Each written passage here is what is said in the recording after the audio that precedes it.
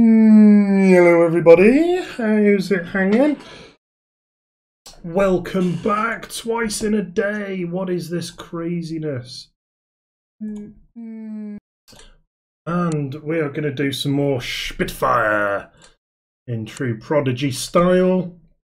And I think, based upon what air traffic control we've got cracking off at the moment in the UK, we've got Edinburgh, we've got Manchester, we've got Stansted, we've got Luton. Ironically, no Gatwick, which is unusual. So we are going to go for the Spitfire. We are going to go from Edinburgh. GA, yeah, that'll do. Flying out, fine, whatever, Trevor. And yeah, so we'll get the pilot set up. So we're going from EGPH to EGCC. London Control's just come on. Where shall we have as our divert? Not that it really matters if we're VFR, to be honest with you. I suppose we can do Shawbury, Oscar Sierra, call sign Spitfire. So about 300 knot true airspeed is not strictly true, and that won't file yet because we're not connected. So I'm going to fire up Plan G as well. Oh, it's good that London Control's just come on, although we're not going to be in their airspace actually. So yeah, thinking about it, that's not actually going to be relevant because we're going to keep out of the way of them.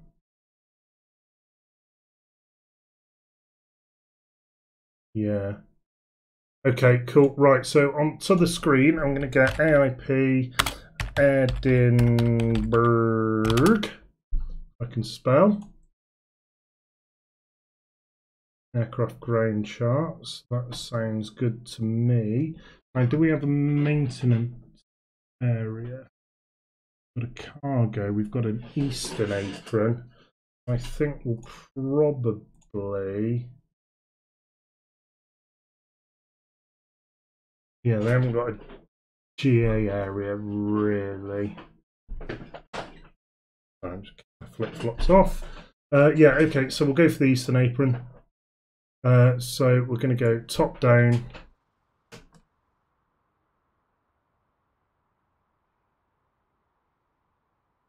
Is this looking a bit sparse to anyone?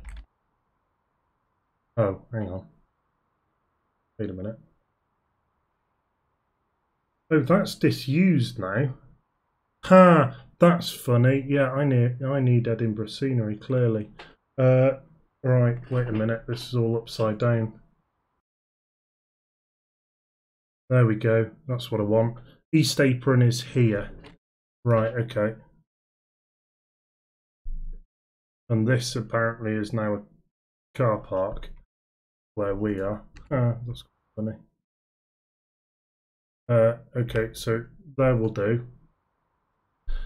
Back to spot view. Yeah, engines are off. Okay, so Spitfire is our call sign. Spit is the type code. We will file the flight plan. I'm going to kill the center screen so you're not getting that weird. There we go, that's better. And I'm going to go COM1 of 118.7. So we're now on tower frequency. Happy days. Okay, so other traffic. Hang on, let me get that up the right way. Other traffic is 4 departures. Will be the 5th.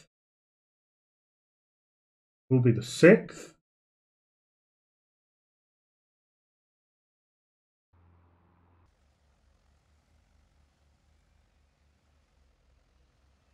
Yeah, so we've got some traffic over there.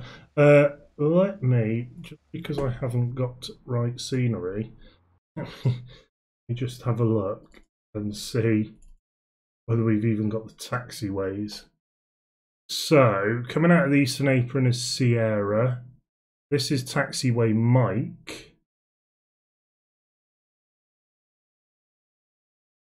That's the North Apron. So yes, we are okay. Yeah, okay. So crisis averted. We'll just have to be on it like a car bonnet on taxi. So Edinburgh information. I'm out of paper. Hang on. Hey, Storm! Yeah! Give me one sec. I'm just going to go and find some paper.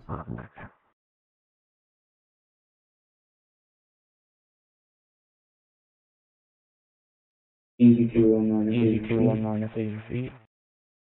EGPH-EGCC. Taxi stand 4 Alpha and Echo. Taxi stand 4 by Alpha and then EGPH-19.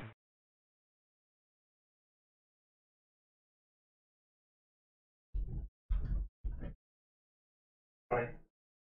That turned out to be more difficult than first thought. Sorry, oh gosh, sorry, anyone with headphones, that was a bit of a slam, wasn't it? Okay.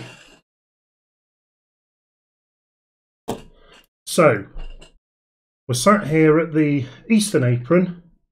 That's Edinburgh.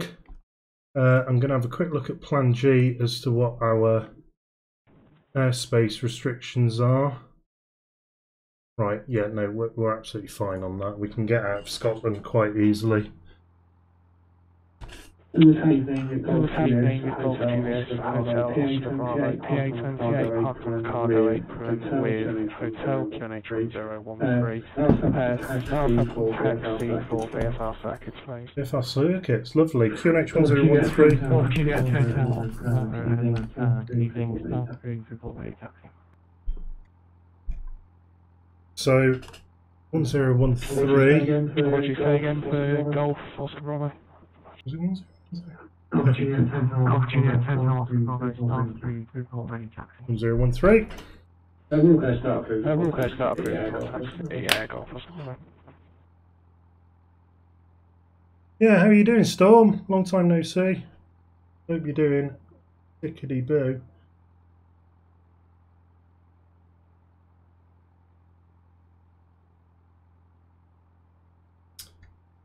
Okay, so let's get that synced up. We're all good here. Right, let's go.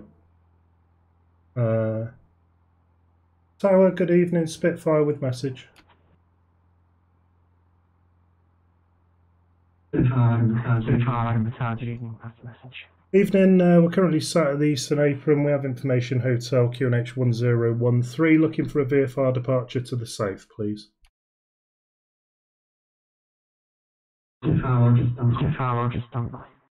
Okie-dokie. So I'm expecting to be given Kirk Newton, no, probably West Linton, which is due south of us at the moment, on the extreme of the TMA, so the traffic manoeuvring area, the CTZ, ATZ, oh my god, so many different acronyms. Good, Storm, very good to hear, my friend.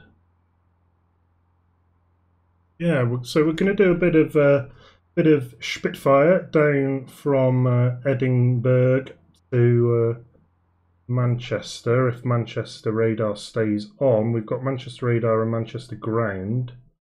I was just going to fly. Taxi. So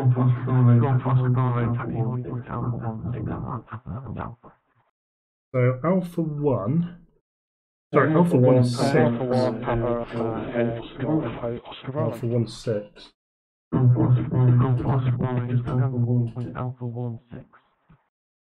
Apologies, Alpha 1 6. Golf Oscar Bravo.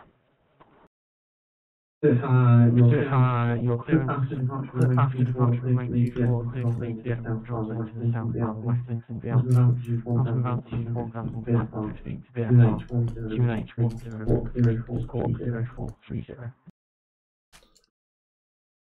So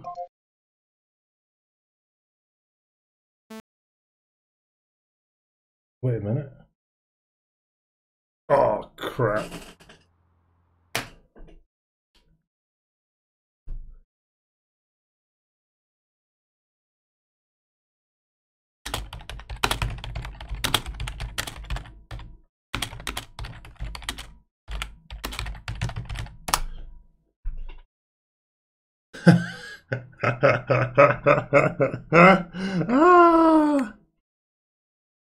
So the battery just died. Oh, I've fallen for this trick before in the Spitfire. The battery is, I don't know what it's made out of, but clearly not battery material. I did indeed, Storm.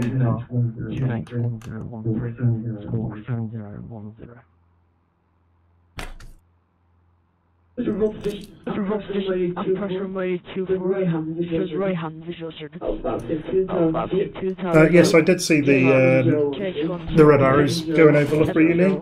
Very good indeed. Yes, love it.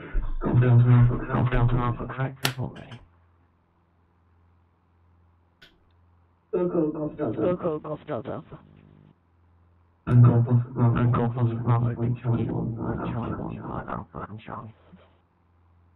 Alpha Charlie 1 Golf Oscar Bravo. So Spitfire ready to give you your read back.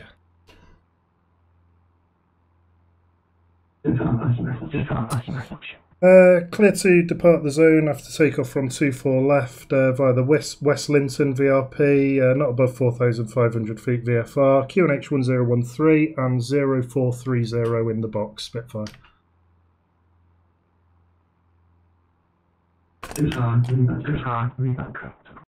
Brilliant, thank you very much, and can we have permission to start our engine before our battery dies again, please?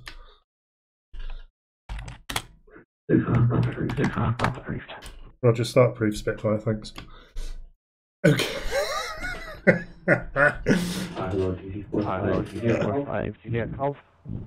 Oh, yeah, we need some mixture.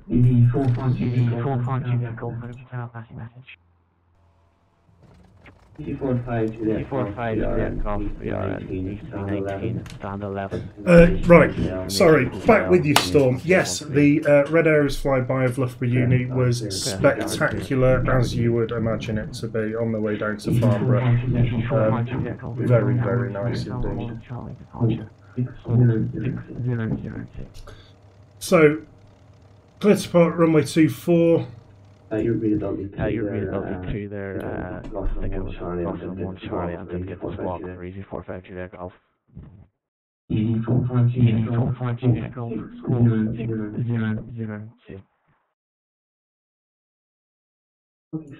002 EG45 Juliet Golf. EG45 Juliet Golf, correct. And Tower Spitfire ready for taxi.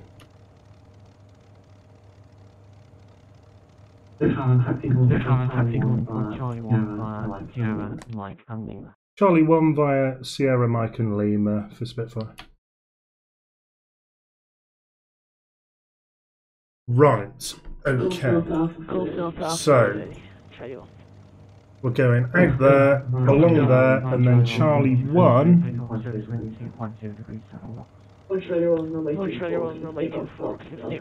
So we break up onto here. Yes, right, okay.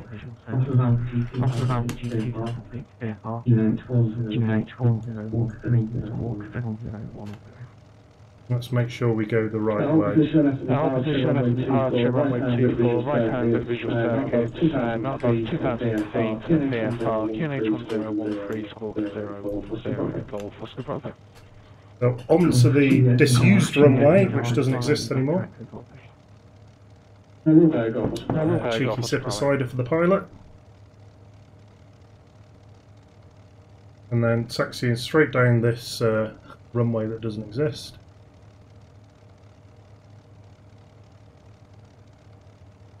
So keeping the yellow line just in our viewpoint here.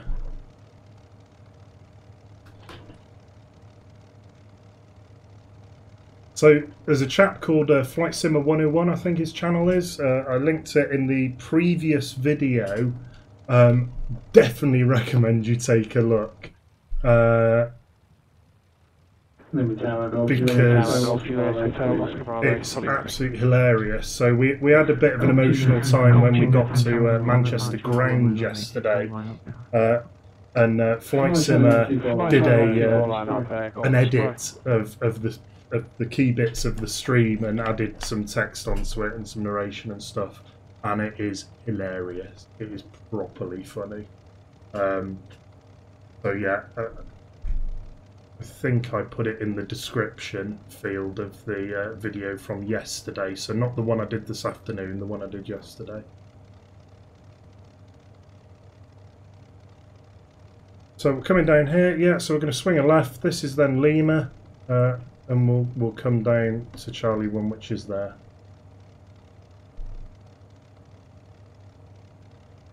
Oh, I'm glad you saw it. Yeah.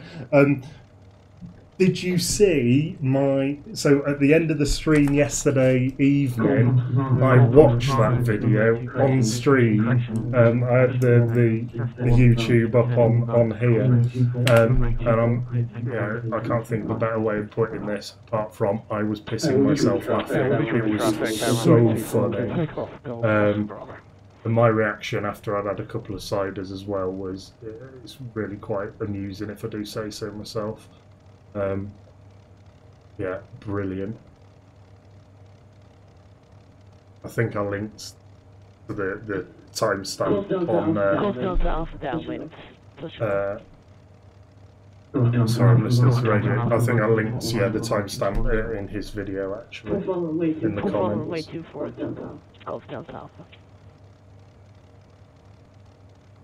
I need to get the Hawk for this actually. A Hawk's something I've not really flown too much.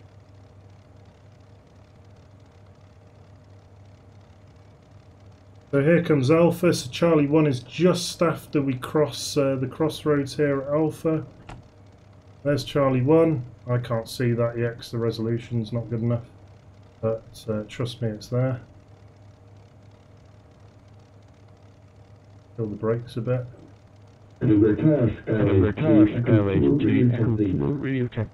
Yeah, it's just saying Charlie. It is Charlie 1.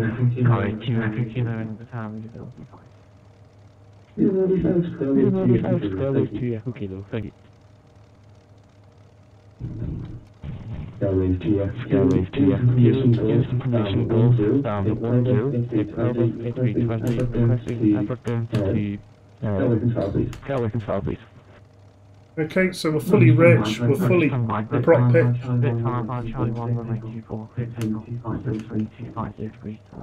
Hi Charlie 1, 2-4 clear for takeoff, Spitfire, thanks.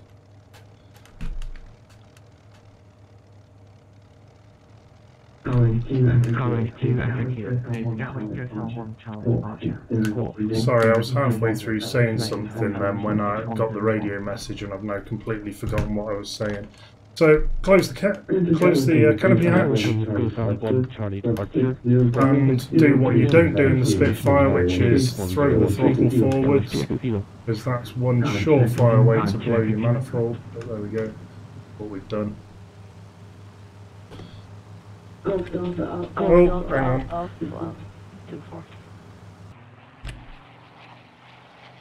That sound though, that sound, oh, it's stunning. Turning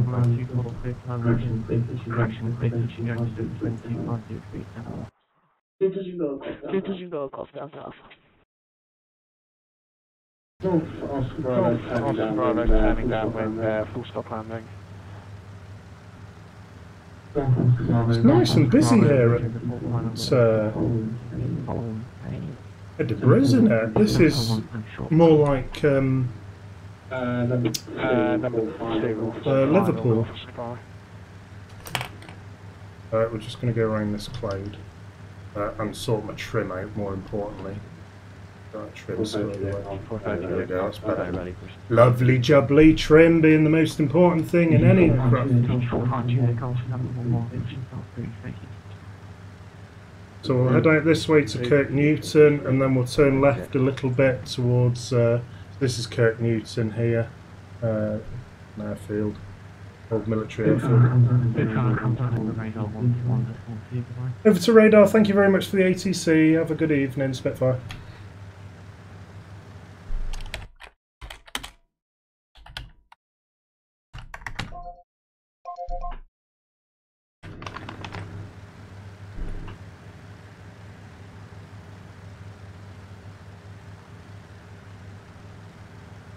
Edinburgh radar, very good evening, Spitfire with you, 1,500 feet on 1013.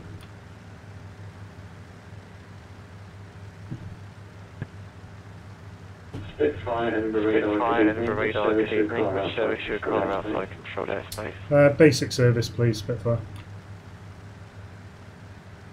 Spitfire, Roger, leave road airspace in 3 miles, basic service. Roger, thank you very much, Spitfire. So let's get the engine squared away. Right, 1,500 is clearly not good enough.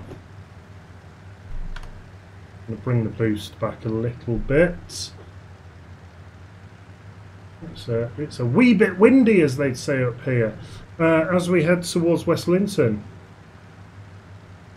is just off the nose, down in this valley. Not really a valley, is it? What would you call that? Oh, it's a while since I've done my GCSE geography.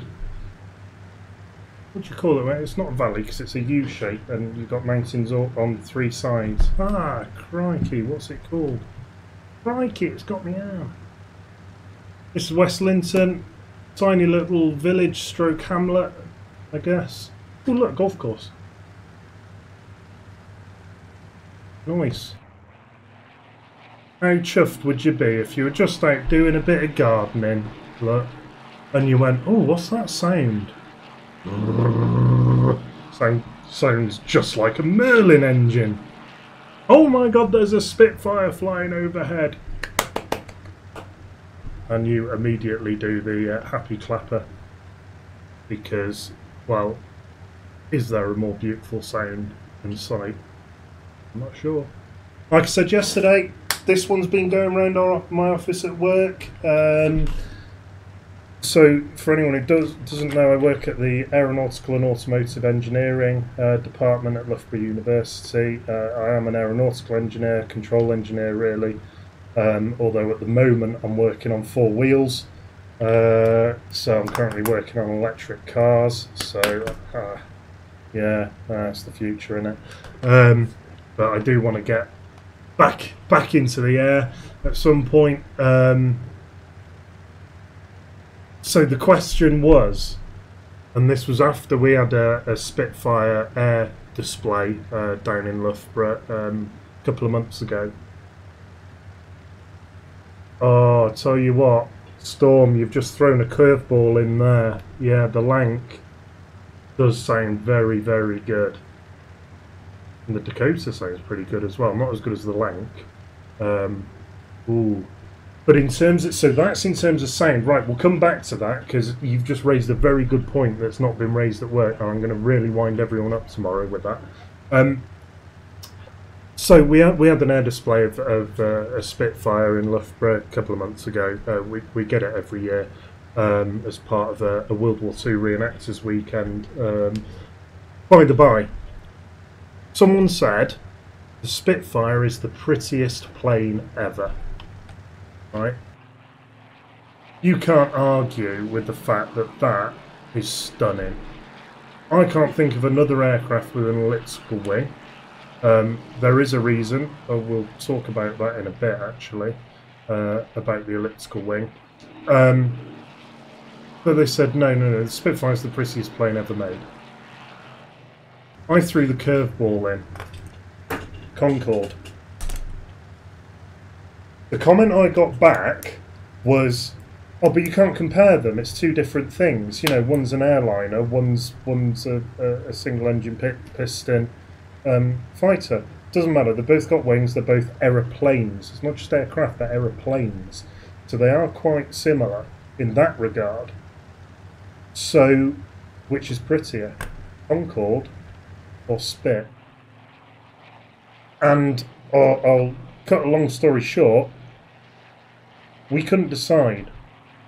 That wasn't because some people said one and some people said the other. No one could decide. No one could pick between the two. And they're right, they're very different. Yeah. I'm edging towards Concorde.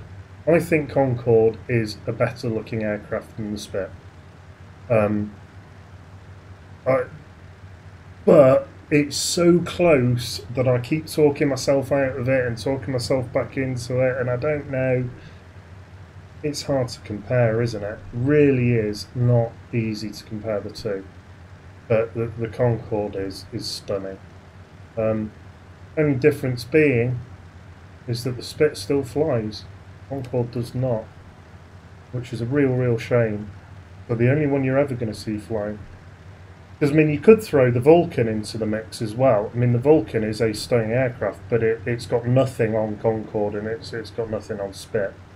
But when you've seen one in the flesh, and unfortunately I've not seen one flying in the flesh. I've seen one static, but everyone I know, well, I've seen Concorde flying in the flesh. Not at an air show or anything. It was when I used to live up in Manchester. I mean, you couldn't miss the thing because you heard it, and I saw it a very long way away. Yeah, real beauty. It's such a shame it's not flying. I'd love to see the Concorde ski as well. The Tupolev 4 is at the 144. Not a good aircraft. I think that's reasonably hard ingrained into public knowledge that it was a terrible aircraft, but still quite an impressive bit of kit. Yeah, the old Tupolev, the Concorde ski as it was called, the thing with the fold-out canards on it. But yeah, I think you're right, Storm. Concorde is better, but if I do this and start doing some map of the Earth low-level flying, can't do that in Conch. And alright, it's only Orbeck's sort of shitty scenery here, better than the standard FSX scenery. But I mean, look at that on the backdrop. Concorde wouldn't look that good with the trees in the background, would it? Well, it just wouldn't. But up at altitude, doing Mach 2. Well, Spitfire can't do it for a start. Can break the sound barrier, ironically. You know, Concorde is just in its element and it looks stunning, so swings and roundabouts. Yeah, Spitfire was one of the first aircraft to go supersonic. That's not common knowledge, actually. In a dive, it went supersonic. And they found out because it caused havoc and quite a lot of Spitfires crashed because the shockwave that formed basically created a vacuum over the tailplane and therefore the pilot had no air going over the elevator and therefore could not pull out of the dive. And in the earlier variants of the Spitfire, quite a lot of them crashed nose in. You could pull full back, but there was no air going over the tailplane, so you're a passenger. They sort of solved the problem, actually, more by not flying supersonic in a dive, but they did do some aerodynamic trickery. They didn't actually fix the problem properly, because at the time they didn't understand supersonic airflow. It was unheard of back then. Nothing went supersonic, you know, it wasn't a thing. So yeah. I was expecting to have frequency change approved by now, but we have not. On basic service, we've not had a frequency change. Anyway, elliptic wing then, come on. Since this channel seems to be good for drivelling on about the engineering, aeronautical engineering side of things, why don't aircraft have an elliptic wing like this? So this is where you have it's a parabolic, basically, edge, where it's a constantly varying rate of change. Oh, God, words. I'm trying to think of a way of explaining it. A parabola. Yeah. Hello. Hello. Alright, so I'm glad. I was so surprised to see how small the Spitfire actually is. Yeah, it's tiny, and it was made of wood. The original ones, wood and Doak's canvas on the wings. I mean, the later ones were metal, riveted, but the very, very early ones, yeah. And I mean, you look at it head on, it's asymmetric, of course, because you've got the radiator here for the engine. It was a water-cooled engine, and they pumped the water into the radiator here, which cooled the water, which then pumped the cold water back into the engine, which heated the water up and then back into the radiator again. So it's water-cooled, not an air-cooled radial, which is better, really. Not better aerodynamically, but better from a cooling point of view. I'm just listening in. But yeah, so asymmetric. So we've got this drag on the starboard side, but not on the port side.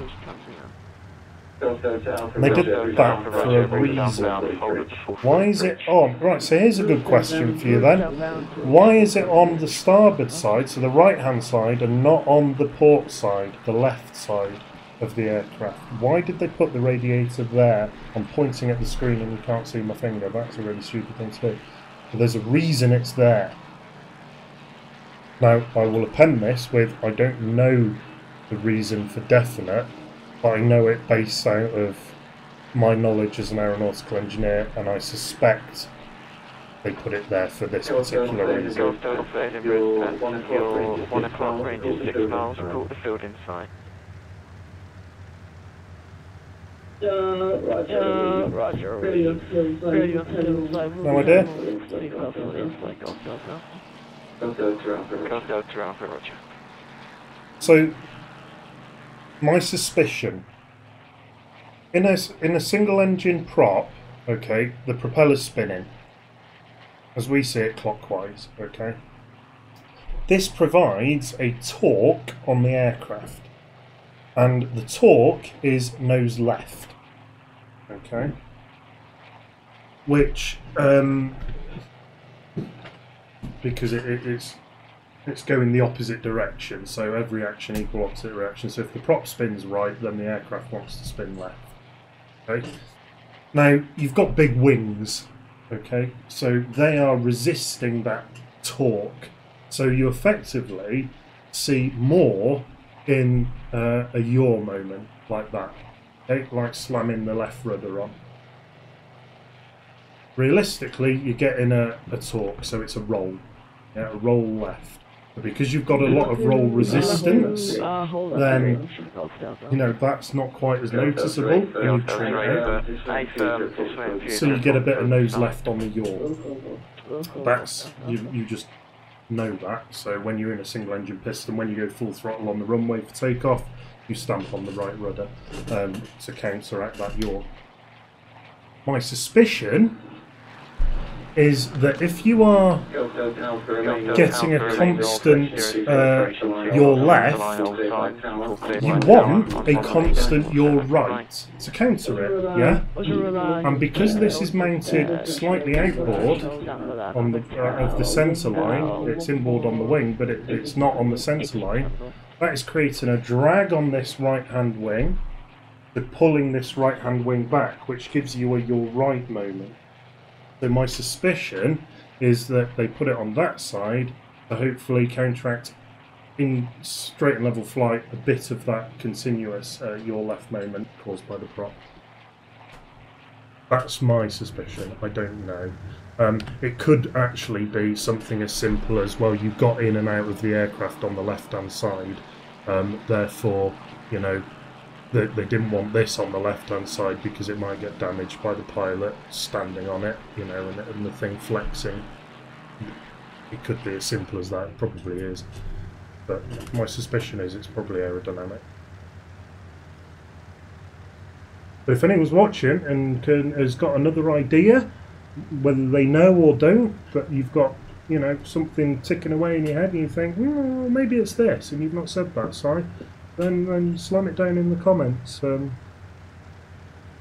what I'll do is I'll go away and I'll do a bit of research. I'll ask some people in the know. I'll go and ask some of our professors and see what their opinion is. We've got some old professors. They might even actually know the answer proper.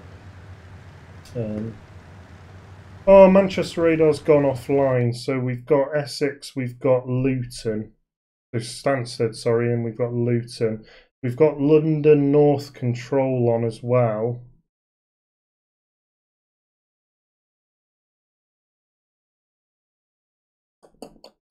We'll keep going towards Manchester. We shouldn't be flying in cloud if we're VFR.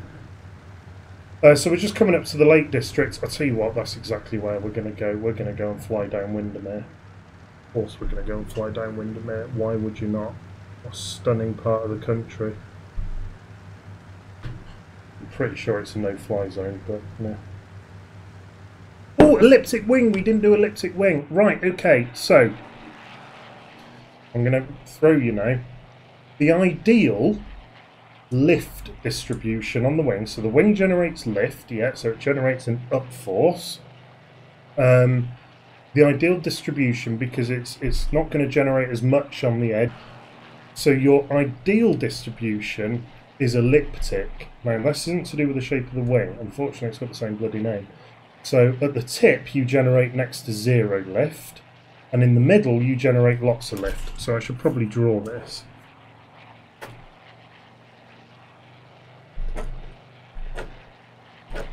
So you're going to see one of my really, really shitty engineering drawings here. So that that's your plane fuselage. You've got your left wing here, your right wing here. This is your lift. You get more lift in the middle. You get less lift at the tip. Okay, that is ideal. The reason that's ideal is because you get effectively a zero pressure gradient here. So lift is based upon pressure, so you have high pressure below, low pressure on top, and therefore the high pressure pushes up. The reason you want zero differential here, so it's not high pressure on top or pressure below, it's the same, is because you don't want this high pressure underneath coming round, because it wants to neutralise itself and creating a vortex as you're flying through the air. So elliptic is the ideal, the mathematically ideal solution to the problem. Right. How can you achieve that? Well, multiple different ways. If you have at the root of the wing, so where it attaches to the fuselage, so if this is the nose this end, you have a high angle of attack, and at the tip of the wing you have a negative angle of attack, or zero. So you're generating lots of lift at the root, at the root where the fuselage is, and then no lift at the tip, and then you sweep it between, so it's a nice continual gradient. Then you can achieve that, and that's called wing twist. That's what pretty much most aircraft designed in 20th century have. And if you ever see an aircraft, you get the pleasure of standing next to it, like literally next to it, stand at the wing tip here and have a look down the wing. Now the Spitfire doesn't have... Spitfire, Edinburgh radar. Yeah, go ahead for Spitfire. No, just let you know, there's Glasgow Tarek starting now-ish, so if you're up for it, feel free, if not, continue on your way. Ah, sounds like a plan. We'll do a 180 and we'll come up your way. Cheers for the information, Spitfire. Right. Spitfire, that's brilliant. Spitfire, that's brilliant, thank you very much. So yeah, so you have a wing twist, right? Also helps with tip stall problems, yada yada yada. But anyway, so we're going to go and help out a chap doing his Glasgow Tower exam. Sounds good. So let's head up towards that way. The other way you can do it is you can have a different airfoil. So an airfoil is the shape of the wing, okay, which looks something like, you know, that-ish.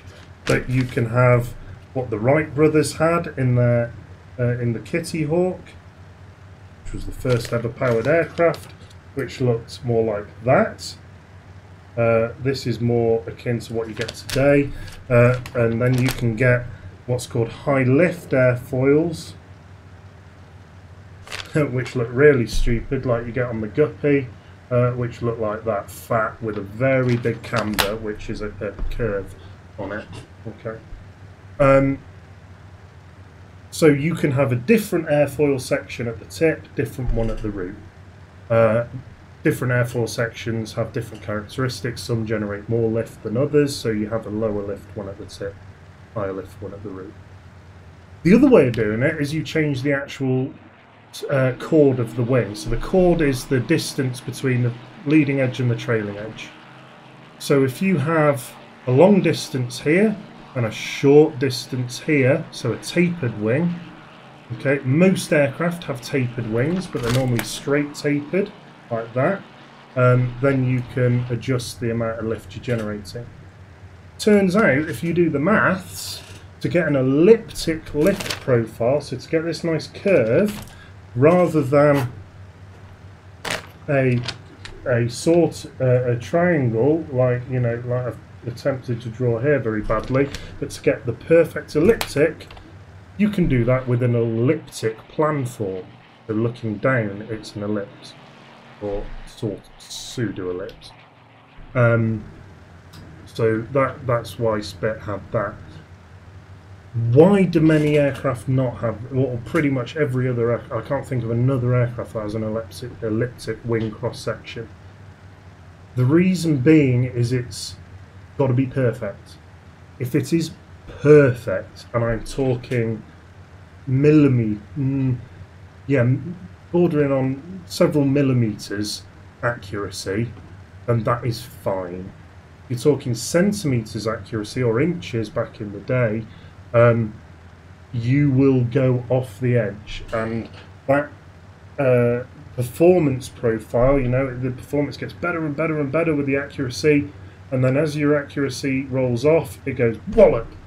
It doesn't just gradually reduce. So if your accuracy is a bit bad, then you don't quite get the peak. No, if your accuracy is not quite there, you get bugger all, and it's really not good. That's why you don't often see elliptic wing forms. Manufacturing tolerances are a lot better than they were during the war, clearly. So we can make a wing that good. What we can't do is influence other factors. And the other factors that, so you've got the shape of the wing. The other thing that affects lift and all the aerodynamics, of course, is the wind. The wind can be coming from any angle. So we normally think of it as coming from north or south, but it can come, you know, from the ground at a diagonal as well if it's circulating up, so you're getting a thermal or a bit of sink. It can be, you know, coming the other way, any which way to the aircraft. You're not always flying into wind, you're not always flying crosswind, tailwind, so on and so forth. So depending upon the wind, you get different performance optima. And you can only design the wing for one of those optima, okay? One of those design cases. And the problem is that bracket of that different winds that we get in the UK, in the world, would put this design out of spec in fairly normal wind conditions. And that was a problem, and still is a problem with the Spitfire because of this design. So if you design the wing in another way, you can have a larger envelope, so it's not quite as optimal, but outside of that optimal case, it doesn't drop off too steeply, so it still works if you've got a 20 knot headwind, 20 knot crosswind, bit of lift, bit of sink, and it still works. It doesn't suddenly drop out of the sky. And aircraft are designed for that now, because the worst thing in the world for an aircraft is for it to be sat on the ground because it can't fly due to weather. If it can't fly due to weather, it can't make money, and money governs everything these days.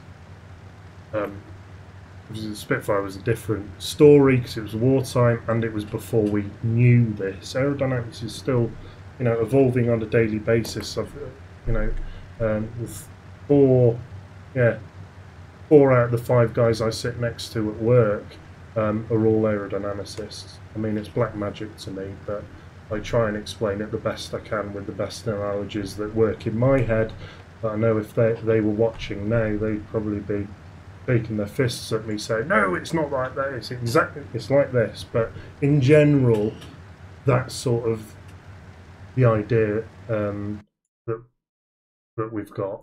And if you're interested in aerodynamics and that sort of thing, then go and look it up and learn about it.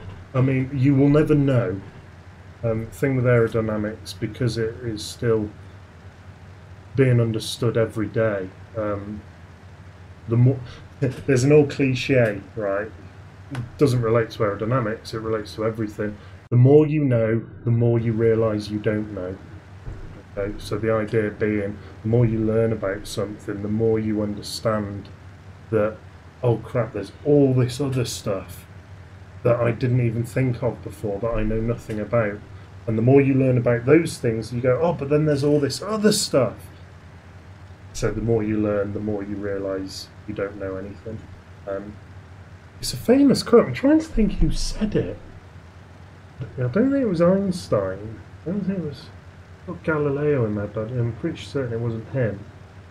The more you know, the more you realise you know nothing. Or so it's something along those lines anyway.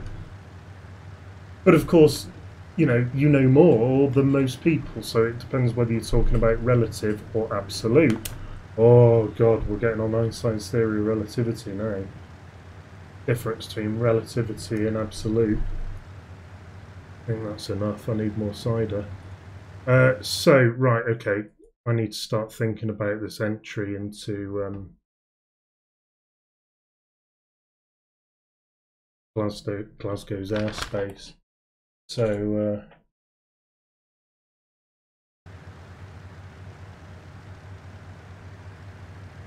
Edinburgh radar, Spitfire message. Spitfire Edinburgh radar. Are you happy if we flick over to Glasgow approach so we can go and give him some fun? Yeah, go for it, mate. Call 7000, 3 call Glasgow radar. Let me find it in the list. 119.1. Cheerio. Roger, over to radar 119.1 and 7000 in the box. Yeah, cheers for the ATC, and we might see you in a bit, Spitfire. Enjoy. Right, okay, cool. So we have got time, right? We're not there yet because we're not flying particularly quick at the moment. What's our 260 knots there or thereabouts ground speed? So I'm going to pull. Very similar to space. Yeah, it is actually, and space is a good analogy because you can understand the fact that, well, you can't understand the concept of infinity because, well, it doesn't comprehend, what's at the edge of space. Well, there is no edge. It blows your mind, but there must be an end. No, well, there isn't, and you just can't, because you can't relate to anything. It's very difficult to get your head around. But you can understand it a lot more. You can say, well, it's space, so it's a physical thing, and, well, there's more over there, and there's more over there, and I might not be able to see that, and then when I get there, there's more over there. So, and academia, any science, engineering knowledge like this is exactly the same. The more you look at it, the more you know. You think, Oh shit, there's all this other stuff I assumed I didn't account for. And interestingly, one of the things I learned on my degree was that there's still no consensus on how lift is generated on a wing. Yeah, I know. Stick that in your pipe and smoke it. So I've just explained it as, well, we have a low pressure on the top surface and a high pressure on the bottom surface, and it pushes the wing up. Because high pressure pushes, yeah, makes sense. Yes, that is an accepted explanation. Right?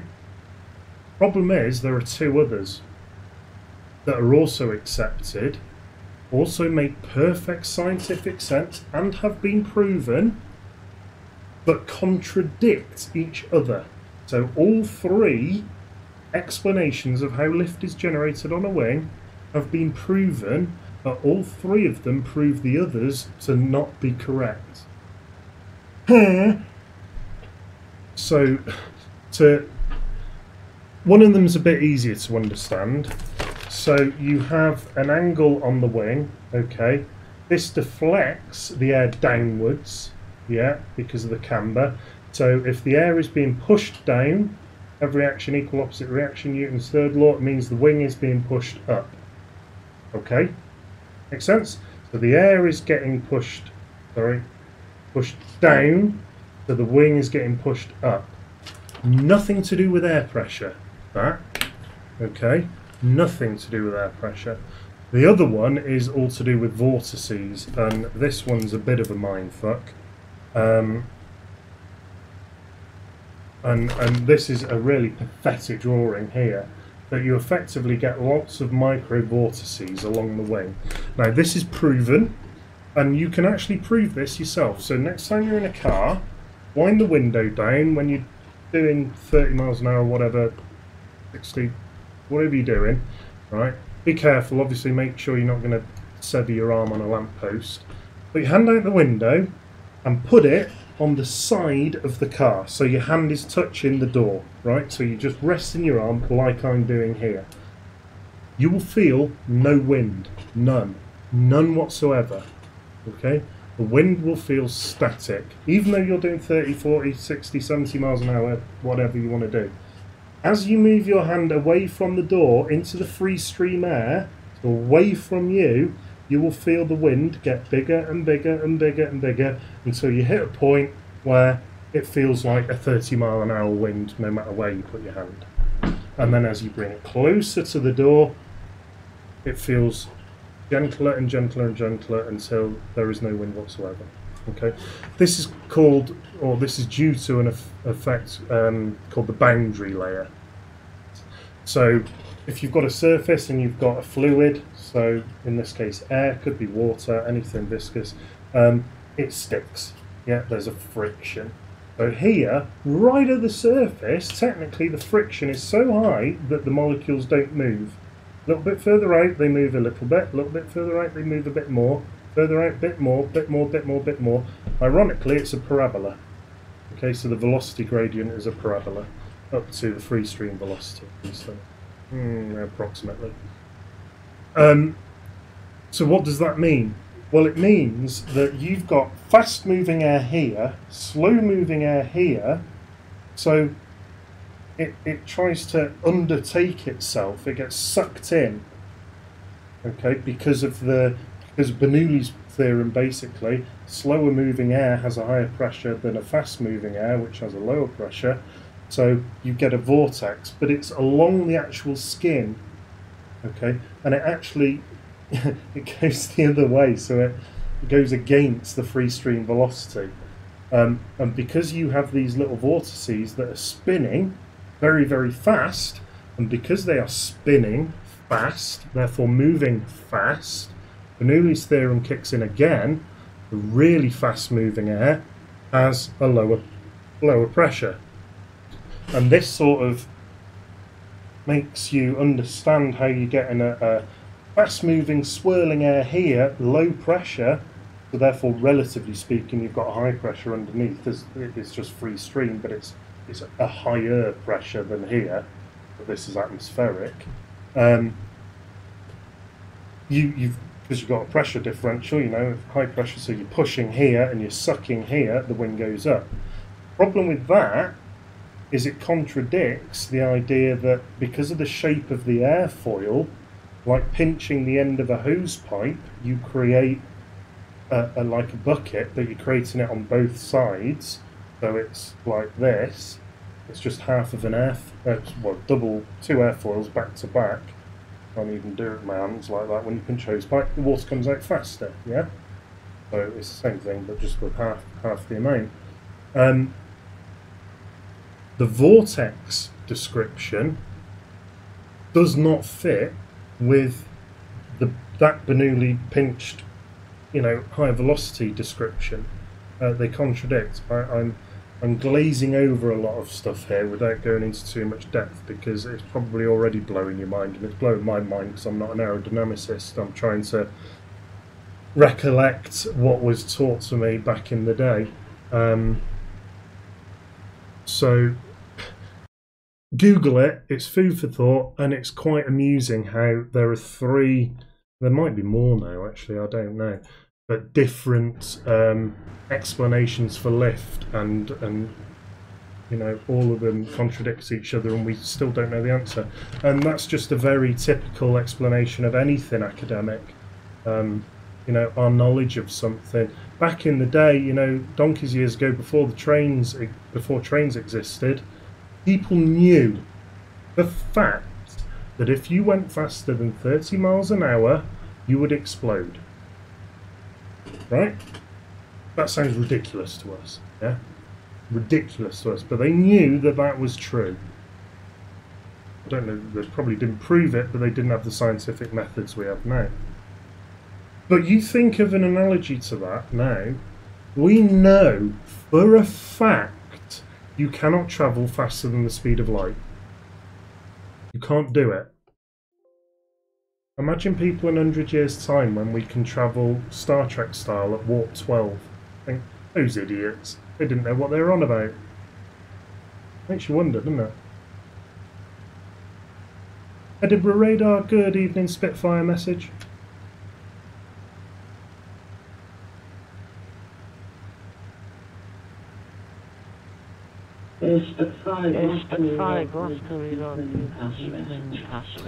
Glasgow radar, my apologies. We're currently 10 miles south of the Kilmarnock VRP, 1,500 feet on 1013. Looking for zone entry to do some VFR circuits, please.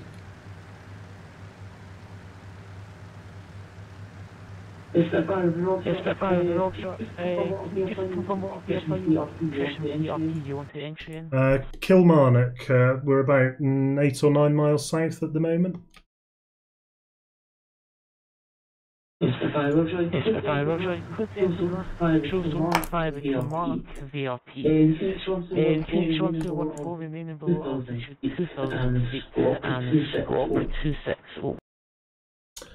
Clear to enter the zone via the Kilmarnock VRP, QNH 1014, not above 2,000 feet. And can you say again on the squawk, please, Spitfire? Spitfire, the squawk is 2601. Ah, yeah, brilliant. 2601 in the box, Spitfire.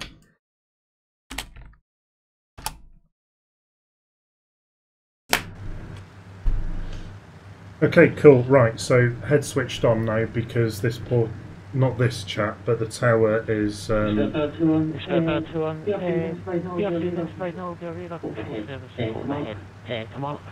Roger, we'll report overhead Kilmarnock for the radar service, Spitfire. Cheers.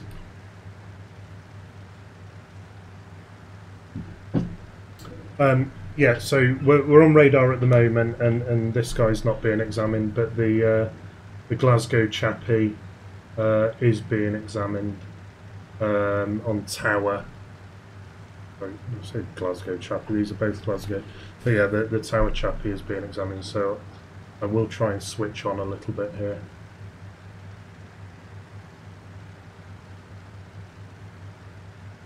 Hard to do when you've had a few ciders. And radar, we're overhead Kilmarnock now, Spitfire. It's It's the fire. Roger, if you get stop it towards the bar head, I'll call you back. Come on then. Roger, was that orbit above the VRP, Spitfire? It's the fire towards the bar head, VRP. Ah, right, yeah, got you. Barhead VRP, Spitfire, got you.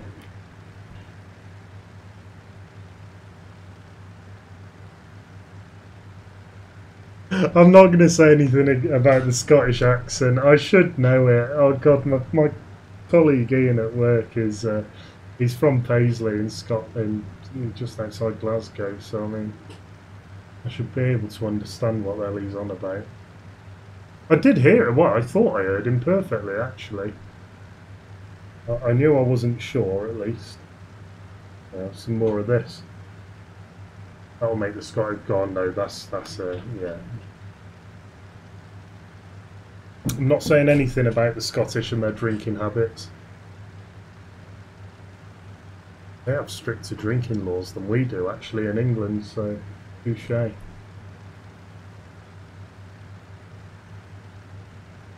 So up towards Barhead then. I just realised you can't actually see V-Pilot. You can't see, yeah. So current clocking 255 knots ground.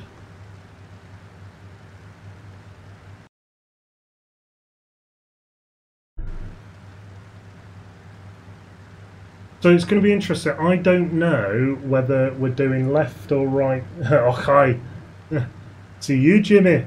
I don't know whether we're going to be left or right circuits. If we're left circuits, then we can join downwind. If we're right-hand circuits, we've got to do an overhead join. Now that's something you don't see on that sim very often because you don't see much VFR on that sim, to be perfectly honest with you. I would love it if he gave us an overhead join. I would be surprised because he's on an exam and I... Over to tower on 118.8. Cheers, Spitfire.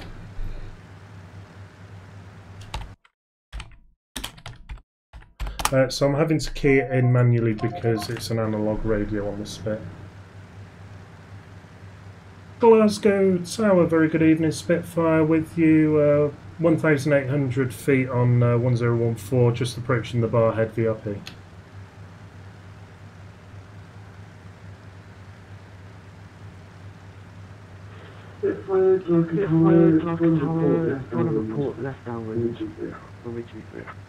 Roger, we'll report left downwind for 2-3, Spitfire.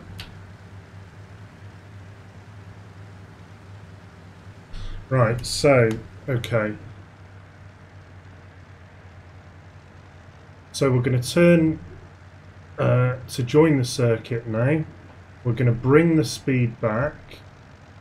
We're going to bring the mixture up. The visibility at the moment is proper dog poop. In fact, the visibility here really is not VFR.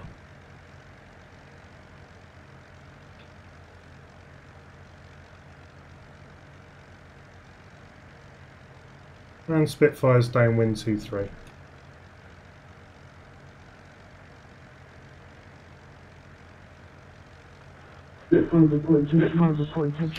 We'll go full stop, please, because the visibility's just got really bad.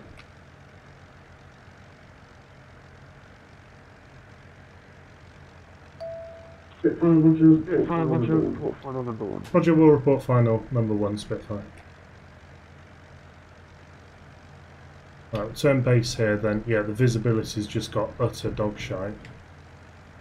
So this is going to be, well, we're not quite close in enough for this to be a foul weather circuit, but it's yeah, not far off. Yeah, that fog's just, wow, that's just come in something rotten.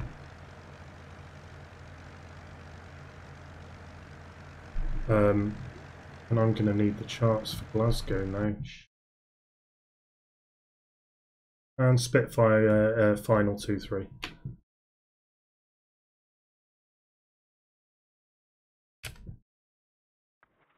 It's flying runway 233, 40 degrees, 5 knots. Cleared to land 2-3 Spitfire.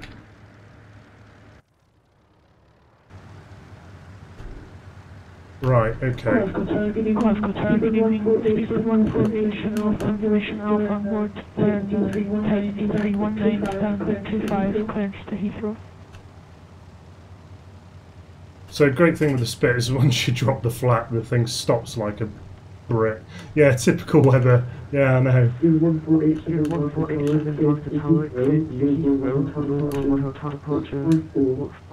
So I'm going to want to go over. Where do I want to park?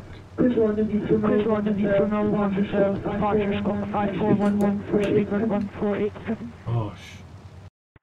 147 correct. Number 69 position, regal full position. So I'm Manager Dow holding position.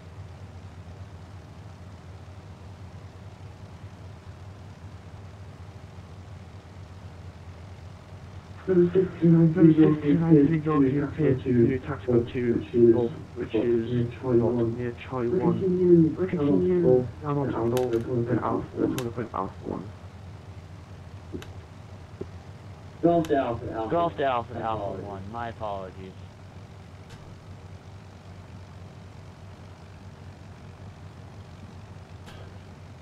Spitfire vacated onto Yankee. If you're happy, we'll park up on the north side of the airfield.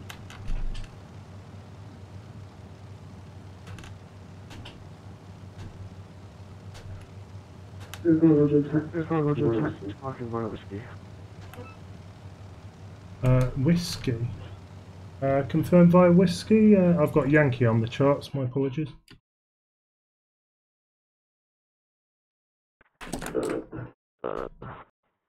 Oh yeah, sorry, no, you're right. I didn't zoom in enough. My bad. Yeah, taxi to parking via Whiskey, Spitfire. My apologies. Number 69 regal full position. Right, so yeah, Holding position. yeah, it's. I'll show you what I'm looking at here. And I'm going to stop here. So I want to show you. Thanks, though. I'll tell you what, right? I didn't make a thing of that, but I was quite pleased with that landing. So we've just vacated onto a disused runway, which is taxiway Yankee / Charlie here, and Whiskey was there. I didn't see that bit. That's what I missed.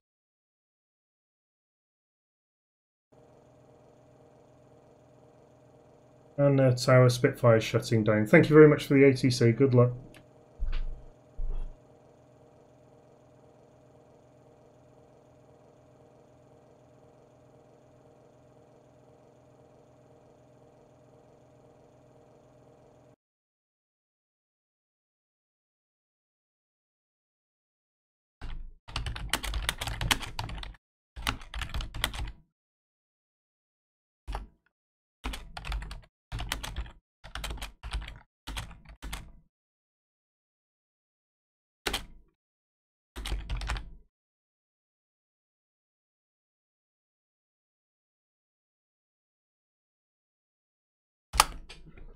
Just send him a message. Oh shit, that was supposed to be a private message. Whoops. Yeah, okay, cool. So that's that off. Lights can come off. Sorry, off now as well. And that's us shut down. Probably with flaps up would be good, but I've killed the engine, so we've got no hydraulic. Rip.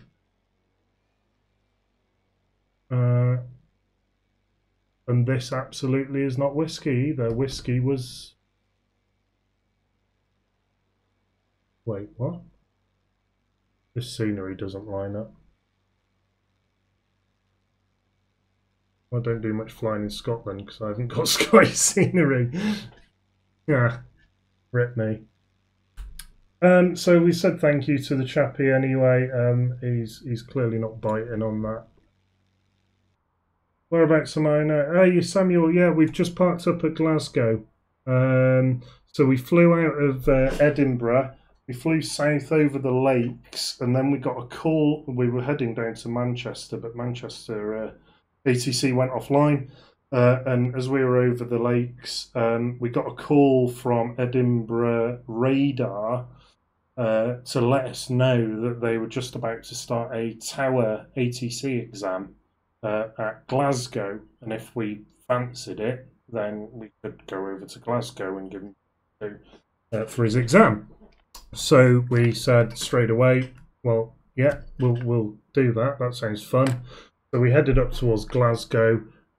We got entry to yeah, I'll come down to Luton because as you can see, as soon as we hit Glasgow airspace, the fog came in, and we were going to enter the circuit and do touch and goes just so he had something to do for his exam.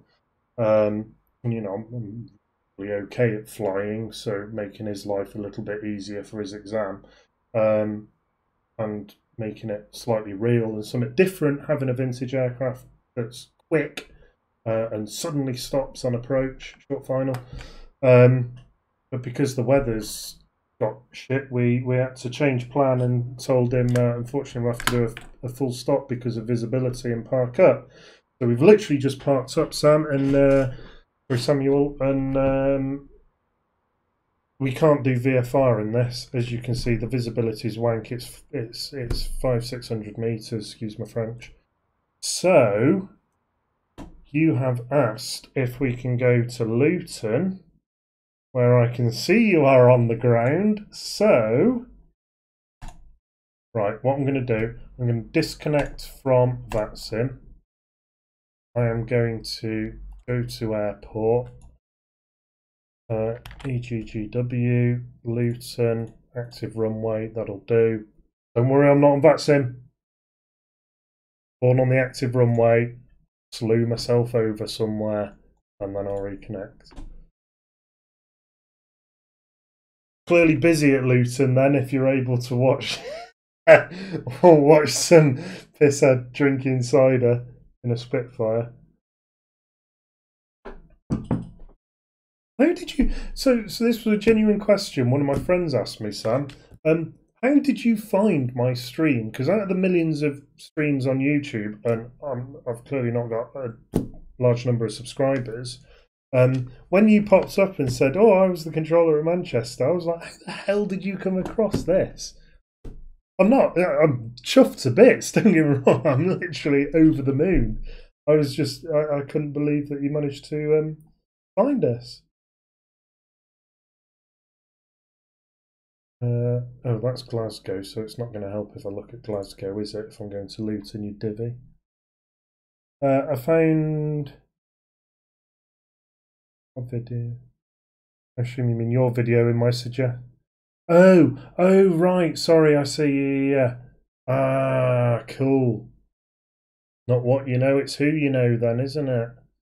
What do we want? London, Luton, Nats. Here we are. So while this is loading up, let me pull up my centre screen, and this is where Sam's going to go nuts at me because I'm not using VMAX. Hang on a sec. So yeah, so this is NATS, the National Aeronautical Information Service. Memes EGGW. Hang on, let me search for that.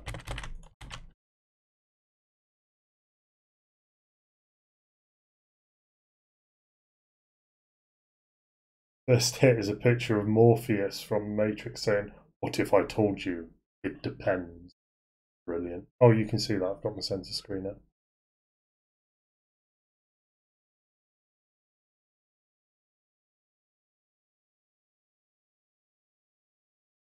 I'm assuming that's something I don't understand. Oh, it's a Kerbal.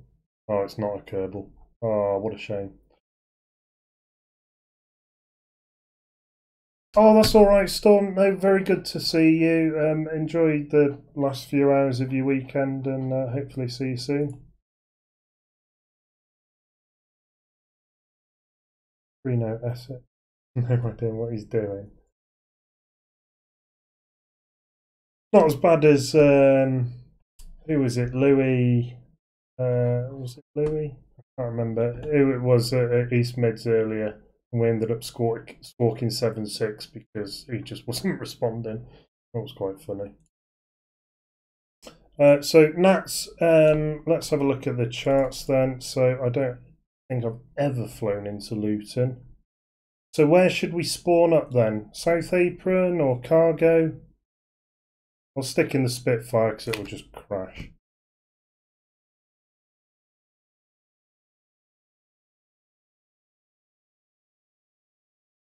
Yeah, Luton has no traffic. Yeah, I'm not surprised. It's not really a big hub, is it? So does Essex Radar control Luton as well then?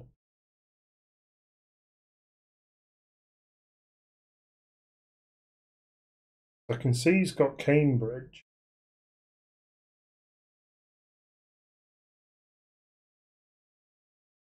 South Apron is for private aircraft. I'll probably say a Spitfire fits in that category loosely, yeah?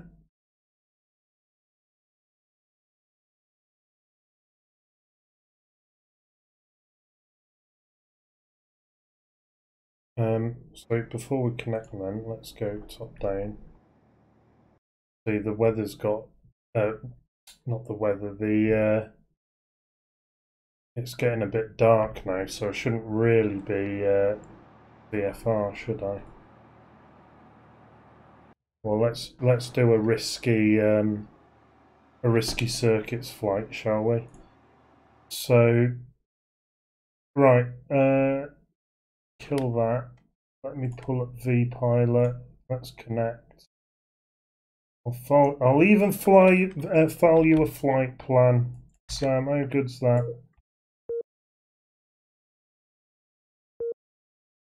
There you go. Not that it says a lot. Essex controls Luton, Stansted and Cambridge. Oh, okay. I should know that, really. Let's flick COM1 to, what's your frequency? 12175. And we're going to need an engine startup pretty soon because our battery is going to die. 175.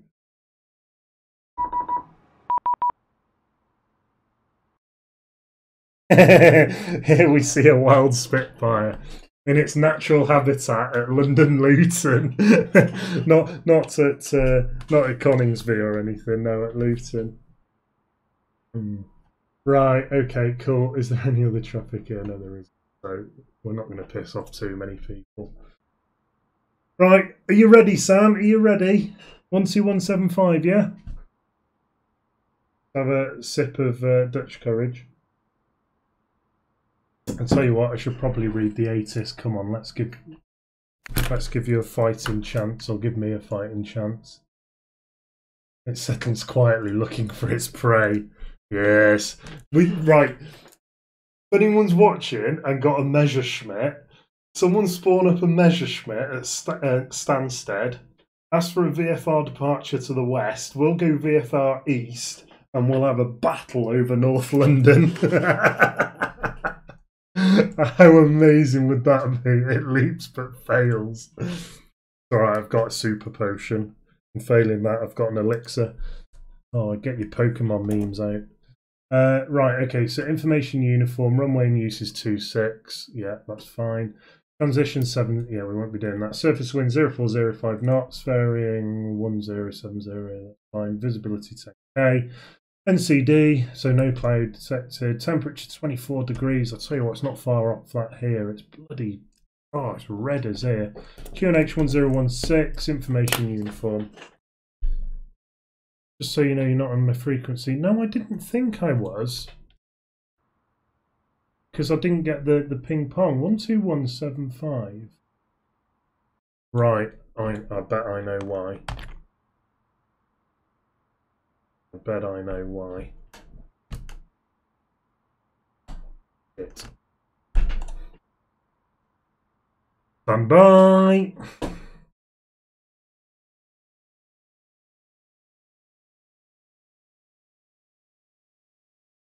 The battery on the Spitfire, this has already caught me out today as well, is utter poop. I should go into the config file actually, change it. There we go. I'm on free, so I should be showing up on Euroscope now.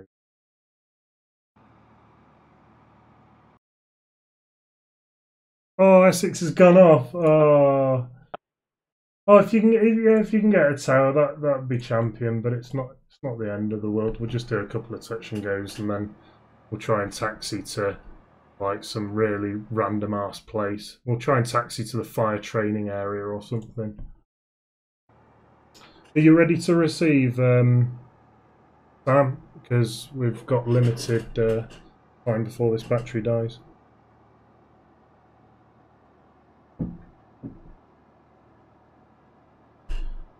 So we're on what, 1016, yeah? I suppose, well, if there's no air controller on, it's not, does it?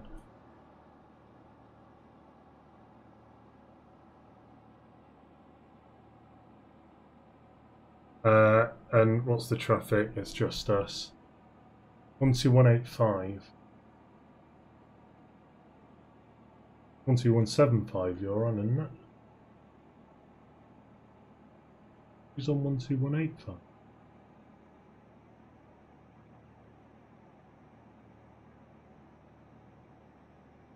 Luton Ground, good evening, Spitfire radio check.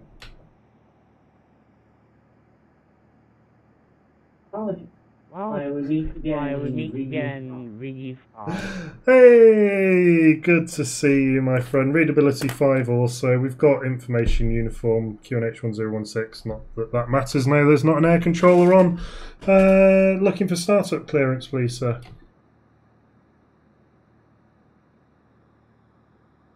Sorry. We're at the South Apron. First off, when ready, Alpha 1 via Alpha. Roger, yeah, we'll start up and then Alpha 1 via Alpha, Spitfire. Cheers, mate.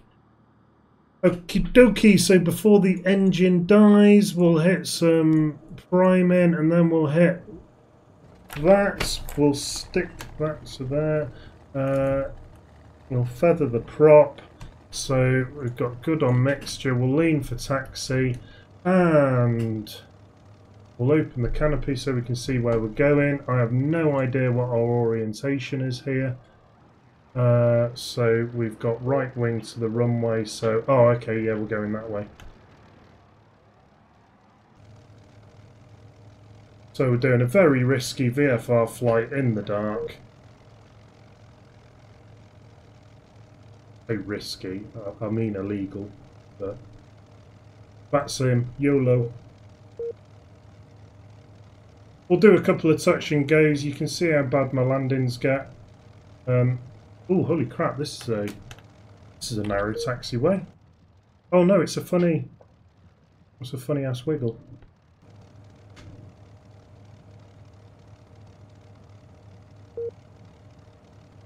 Right, what traffic have we got in and out of Luton? Right, nearest, damn it, none. There's two inbound, but they're country mile away, so we're going to be done and dusted before they arrive. The pilot model matching is going absolutely batshit mental. You can tell the cider's flowing because my swearing's getting worse. I do apologise.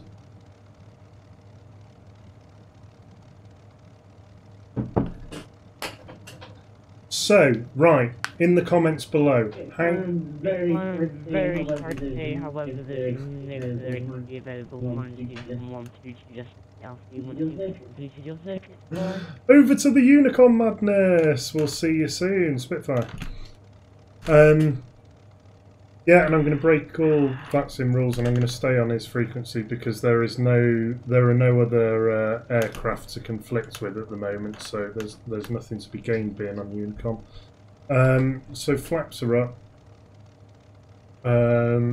If we suddenly get traffic in or around the Luton area or departures from Luton or whatever, then I will flick onto Unicom. But while there's no conflict resolution to be done, then I'm going to stay on this frequency. Oh, look at those sky textures! Oh, let's just pause there. Oh, mama! Oh, dude, look at that! Come on!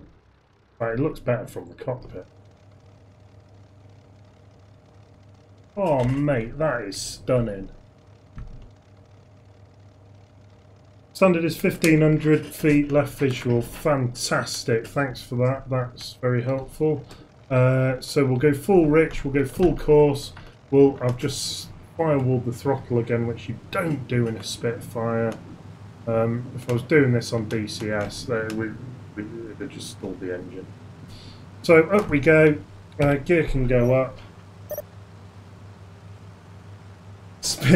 Breaking back sim rules, YOLO. Win 0405. Fantastic. Danke schön, mein Herr. Let's get this aircraft trimmed and let's give ourselves a fighting chance at doing a half decent circuit. So round we go. Oh, wallop. Straight onto the crosswind leg. I'm guessing there's a roundabout on that river. That looks convenient. As a visual reference point. There's 1500 Q&H. I didn't twig what the QFE was, but we'll swing it round now downwind. Jesus Christ, this thing flipping accelerates, doesn't it?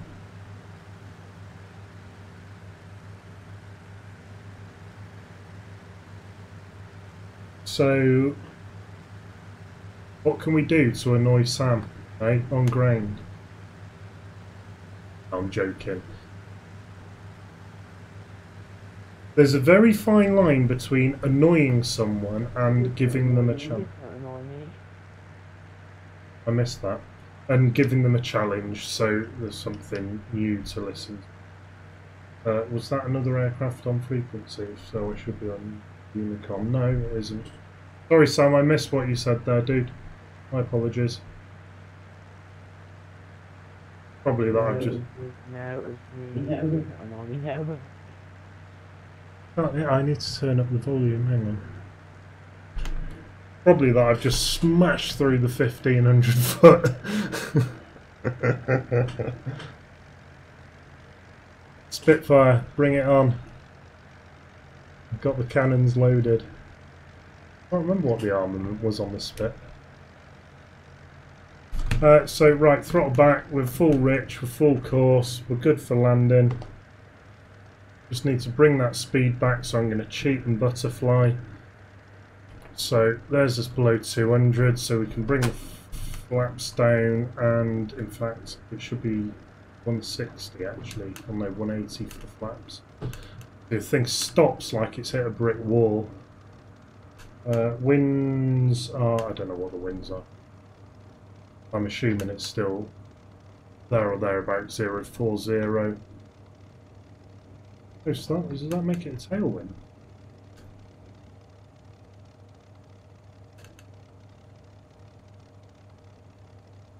And kick the rudder. Oh, and he's floated it like a bitch. Oh, he's floated it like an absolute stinker. We're going to have to do at least one more.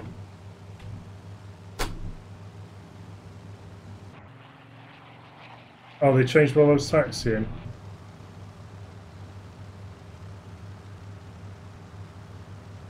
Luton Ground Spitfire, can we get the winds, please, sir?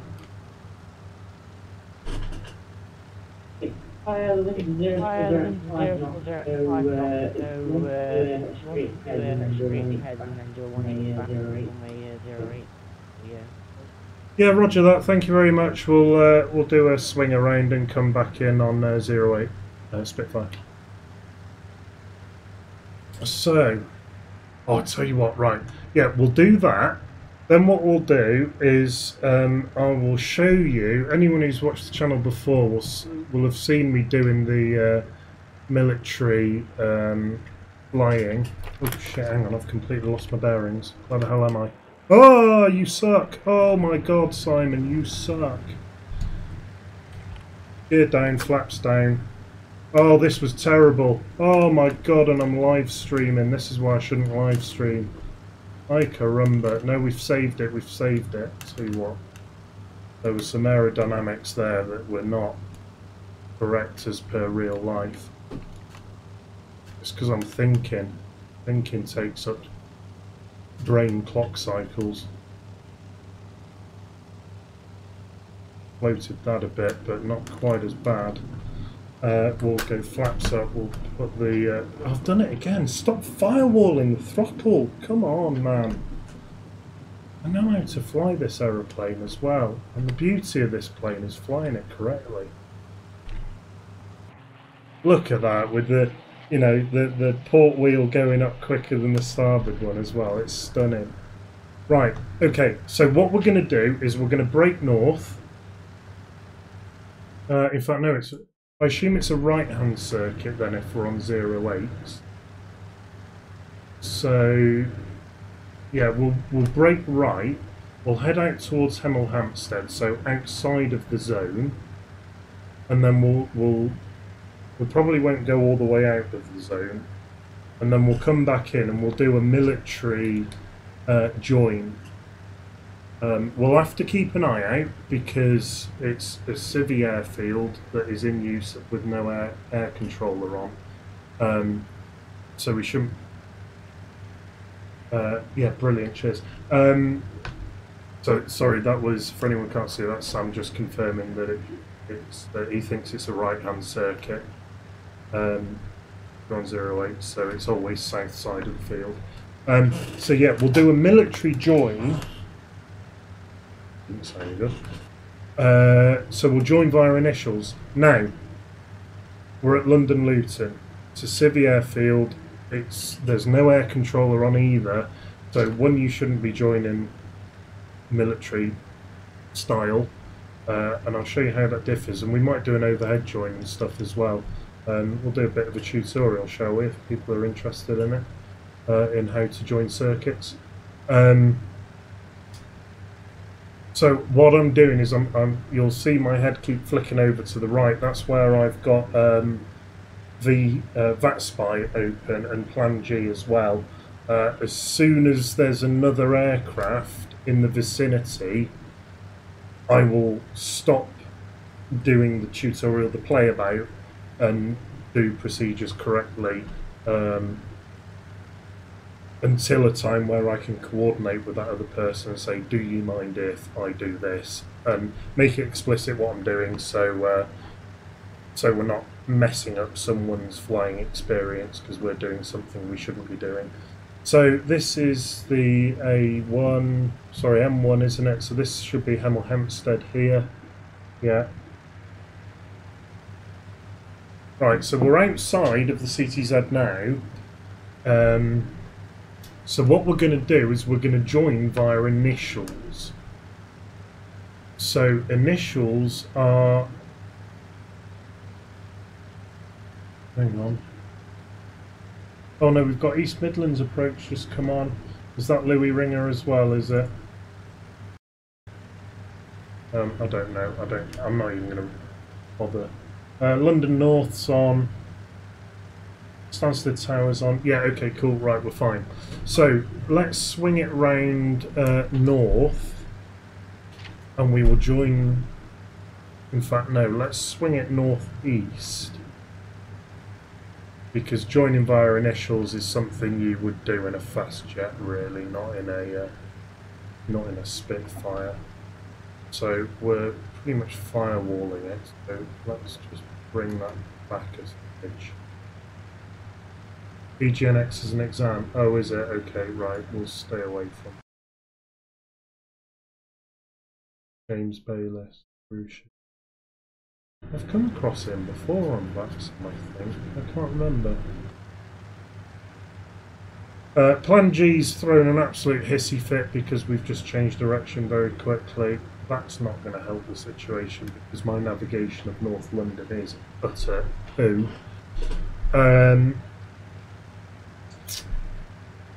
Will it let me disconnect and reconnect without crashing vPilot? Oh, it did! Oh, it worked! Not vPilot, Plan G. Right, okay, cool. So, we're currently at 1,250 feet, 1,300 feet, or thereabouts. So we'll join via initials. So, this is a military procedure. So this is how you join the circuit at a military airfield if you are a military aircraft, typically a fast jet. You wouldn't do this in a big multi-engine or a whirlybird, a helicopter or something like that, because, well, you'll see in a minute, it's a stupid procedure. Very good procedure for anything that's fast, not very good if you're not fast and manoeuvrable. So we see Luton over the starboard side there. So we're going to swing it right. I'm going to go full course, full rich, because rip the engine. There's the runway. I can see the runway there. We've firewalled everything. Engine damage I don't think is turned on, otherwise we would have blown it a long time ago. So we know, coming in here on 08, it's a right-hand circuit. So what we're going to do is we're going to join and fly a downwind effectively, but on the dead side, what the military call the dead side. So the dead side is the opposite side to the circuit. So it's a right-hand circuit like this, but we're going to fly in on the dead side, so on the left side. Okay?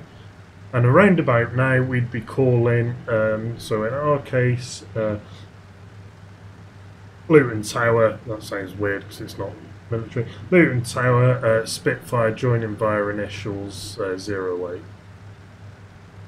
And then you would probably get back, Spitfire, Roger, report downwind. And that's it.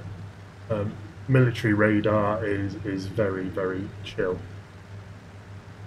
So we join on the dead side, bearing in mind we'd probably be doing about 450 knots here.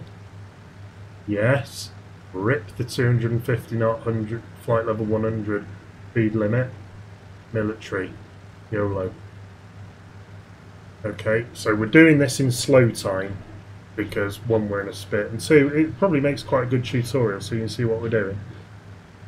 So we're joining the dead side. If you want, there's an exam going on at Glasgow, so you can do some circuits there. Yeah, we went up to Glasgow before. The visibility's poop, and I couldn't be bothered turning active sky off. So we get halfway down the runway, and we go brake, brake, brake, and we pull as hard as we can. Like you're down at Echo's nightclub on a Saturday night. So you pull in as much G as you can, and the reason you do that is because you're wanting to bleed off as much speed as possible. And I've massively overcooked that. So now we would call Luton Tower Spitfire downwind 08, and it would be, and the reply would be Spitfire Roger, report final. So nothing too exciting. But you'll notice the difference here is there's the person controlling the airspace is more on the aircraft. Yeah, I know, 10 more. Yeah, no, exactly. It was fog. It was low-level fog. I don't know if you can scroll back in the video, but yeah, visibility was about 600-700 meters. Because we were going to do a load of touch and goes there, because we were out of Edinburgh. We'd flown over the lakes. Edinburgh radar gave us a shout and said, oh, fancy coming up to Glasgow, there's an exam going on, so we did a 180. And as soon as we entered Edinburgh airspace, the visibility was poop, so we had to tell the tower controller we'll have to do a full stop. Hands are tied. Even if I wanted to, I wouldn't have flown it very well, and that's not fair on someone doing an exam if I'm bloody wibbly wobbly all over the shop. So at this point, right, so still military, we're now on final, we're wings level, we go gear down, right, still not called final yet. We would have put the gear down on the downwind to final turn because there's no base really. So now it would be Luton Tower, Spitfire, final 08, gear down. So you state that your gear is down in your final call, in your call for finals, should I say. That's something that's different. From overclass, yeah. So that's a military join.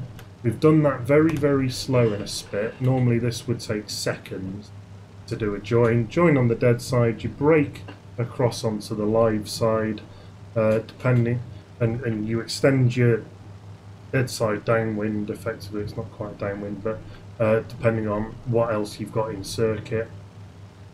And then you join the circuit, and then you pull it round. You call final with gear down, and you state that in your final call for finals. Flaps can go away. We'll go full power.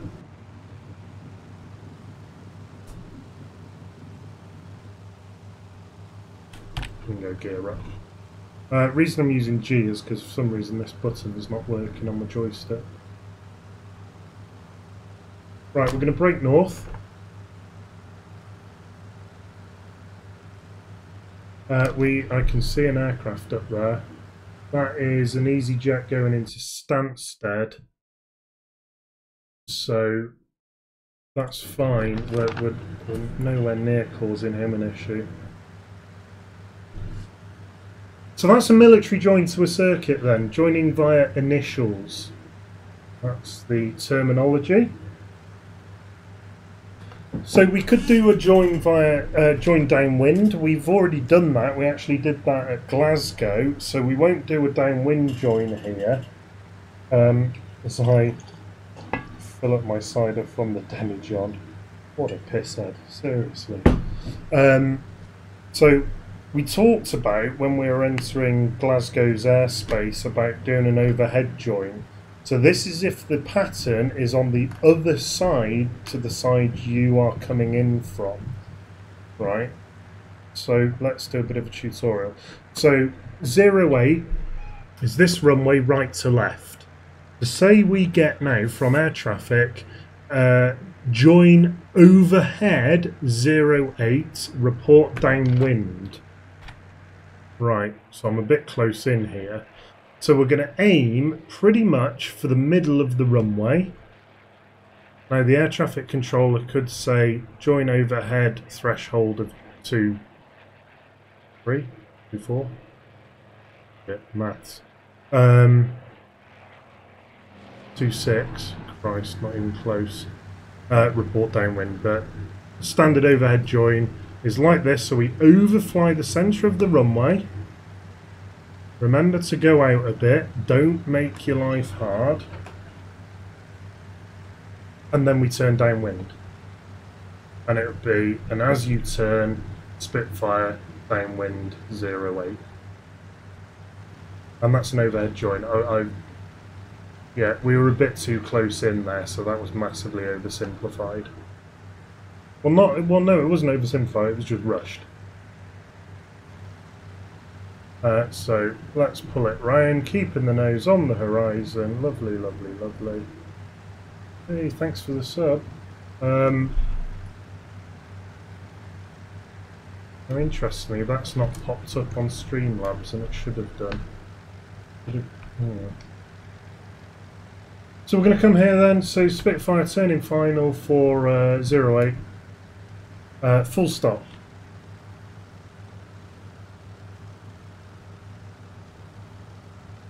Be naughty and just kick the rudder in here. So this is I'll tell you what, this is a perfect approach. Tell you what, I could not have done that again. I'll just keep saying tell you what. So we ignore the PAPI with VFR. The PAPI's irrelevant. Gear coming down. Looking for the light. Looking for the light. Looking for the light. Looking for the light. Hello. Hello. We've got no light. Spitfire go around. I've just firewalled it again. I'm I'm looking for this down. Oh, there it is. Oh, it was just slow. Right, okay, gear up.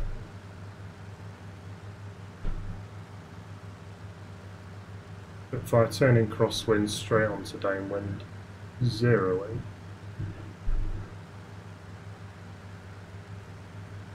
So, in fairness, there's probably a learning point to be had here. I was unsure whether my gear was down. Go around. That's it. Don't be afraid to call go around. Just, if you're not sure, if you don't think you're going to be safe, alright, it's a simulator. It's a different kettle of fish to real life. If you're not happy, call go around. Just go around. Don't worry about, oh, but I don't know what my missed approach flipping route is and all this jazz. It's irrelevant. Rule number 1 in aviation and in air law is fly the aircraft. That's rule number 1. Rule number 2 is conform to air traffic control. That's rule 2. Rule number 1 is fly the aircraft. You are ultimately responsible. So if you're not happy, stuff it. Call go around. Do whatever you need to do to keep that aircraft safe. And it's all too easy in a simulator to just go, you know what, I'll just hit disconnect. No, don't do it. Takes the fun out of it.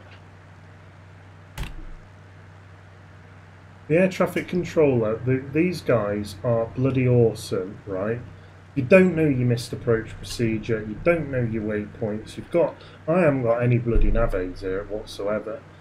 So if I was going to call go around, I mean, alright, it's a bit different with a spit, I guess, because they would just say report downwind or report final, you know, there's no other traffic here.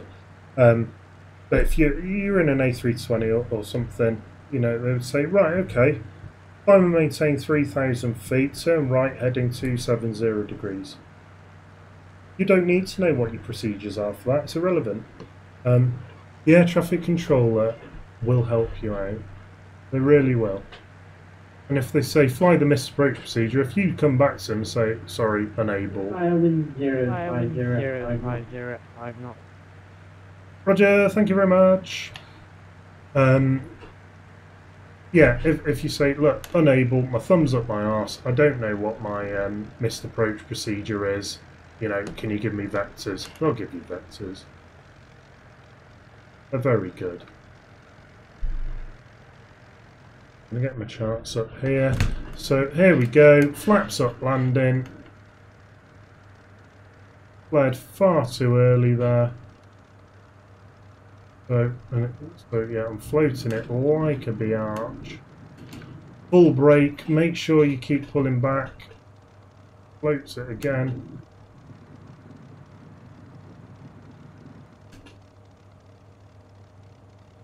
This is why you need flat. God, we've used full length there.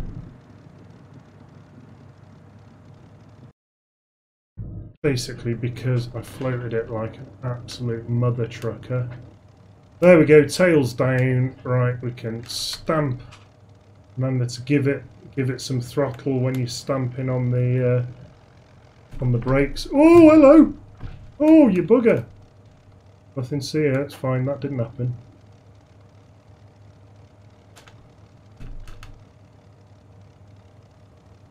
So we'll kick it out here onto Alpha. And ground vacating onto Alpha at Alpha 1. If I look on your speed via Alpha. 2-2 on the South Apron via Alpha. Dankeschön, mein Herr. Spitfire. Bit of Deutsch! Bit of Deutsch! Jawohl, mein Herr. Wie geht es dir? Oh, that was my pathetic attempt at... I don't know what area of Germany that was from, but it wasn't from the north where I learned German. Certainly wasn't from the south either.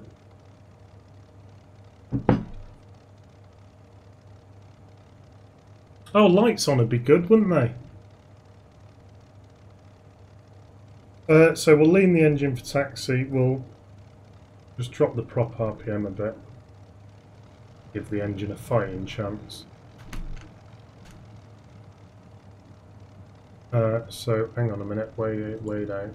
Got no scenery here. That's not the south apron, that's the engine run-up bay. Which I thought was the GA area originally, but I don't think it is. So that's taxiway Delta. Yes, I'm an S1, yeah. So this should be... I'm an S1, but I'm in VAT UAE, Emirates. I don't know where Stan Sutu is. In fact, I could pull it up, but we're just going to hit the south apron, if you don't mind, my friend. So this will do. There's no traffic to worry about, so I'm sure Samuel will not mind if we...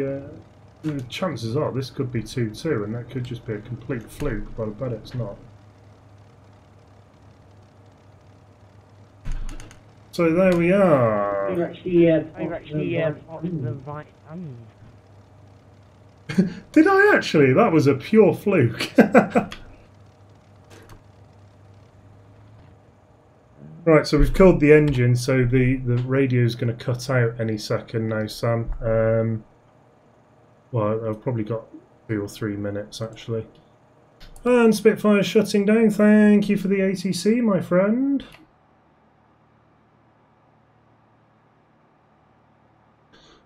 So, meine Freund. Dankeschön. Bitte. So, yeah, so there we are. Oh, there you are. Got it in a decent view. So there we are in the... I mean, look at that. What a stunning bit of kit that is.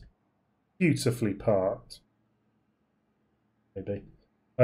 Not quite sure what's happening with the terminal area. Yeah, I clearly need to get some Luton scenery. Mind you, this is the first time I've ever flown at Luton, so yeah, that's default FSX with some texture mods, but no real world scenery for Luton. But yeah, really hope I'm glad to see you close to becoming an S2. Sam, I've done all my training for S2 at VAT UAE, but that was oh gosh, that was probably about 12 months. About 12 months ago, maybe 18 months ago, before I started writing or finalising my PhD. So I've done bugger all controlling for quite a long time now. I'm good enough to control tower, I'm just not qualified to do it. But I will get back into it. I've done 4 or 5 days on the trot now on streaming this, so clearly I've got the time. Now I've submitted my PhD. I've got my Viva coming up in September the 11th. Bloody hell, what an ominous date that is. But then, yeah, after that I will get on it, hopefully get my S2, get myself up to C1 pretty sharpish. That's the plan, and then I'll be quite happy there. And actually, my 2-year point on VATSIM is coming up pretty soon, which is when I can then apply for supervisor. When is that? Not that I'm probably not going to get it, but I am going to certainly apply for it. I'll put it in my window.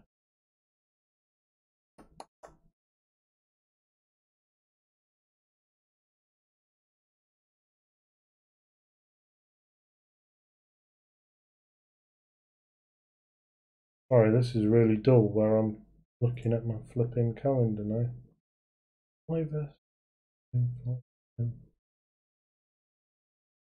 Anyway, it's coming up soon.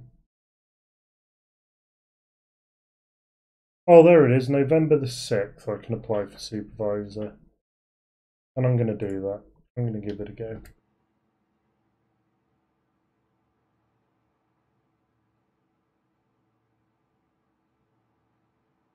Yeah, I completely agree, and another reason for applying for supervisor. Really, I would be on 9/11. I mean, won't be this year because I won't qualify for the application, let alone get it.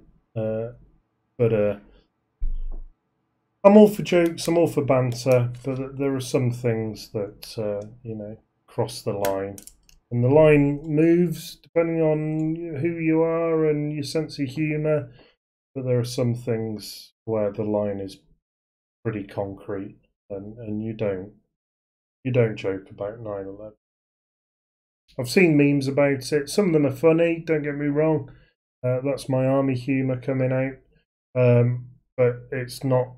It's something I would only ever share with my army mates who I know have got that sense of humour. I would certainly never put it public because it's not cool.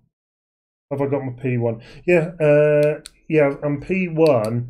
I should, in theory, have my P5.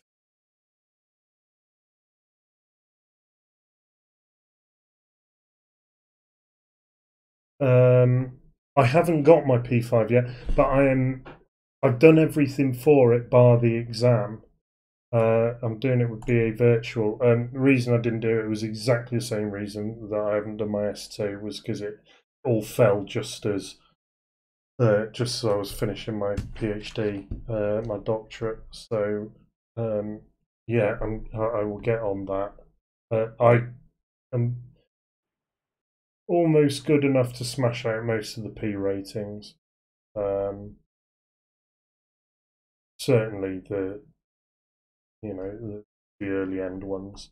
I'm keen to do the military ones. I used to be in RAF, but I had to drop out of that. Well, 2 reasons. One, I wasn't getting booked on.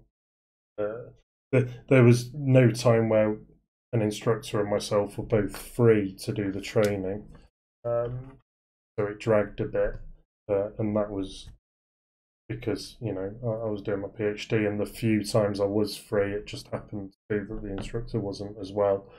Perfectly understandable, but I will be looking at rejoining them because quite a few of those chaps are RAF Air Cadets as well. I've been chatting to a few of them before. One of them's a sergeant anyway.